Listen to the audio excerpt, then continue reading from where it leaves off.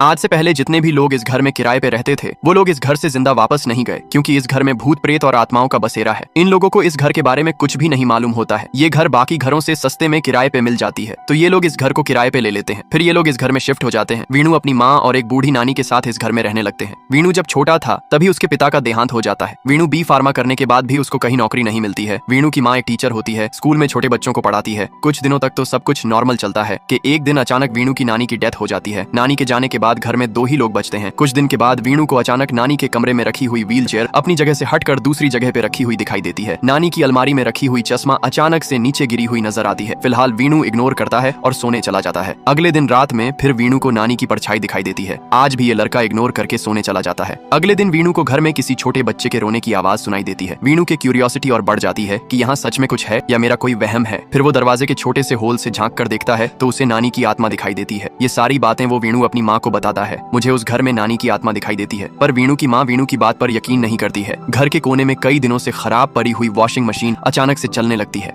Washing machine को चलता देखकर वीणु की माँ का डर से हालत खराब होने लगती है, पर वीणु की माँ भूत प्रेत की बातों पर यकीन नहीं करती है। इलेक्ट्रिकल इश्यू समझकर इग्नोर करके अपने कामों में लग जाती है। पर वीणु को यकीन हो गया था कि इस घर में कुछ न कुछ जरूर है। आगे क्या हुआ देखने के लिए लाइक, सब्सक्राइब और कमेंट्स करें।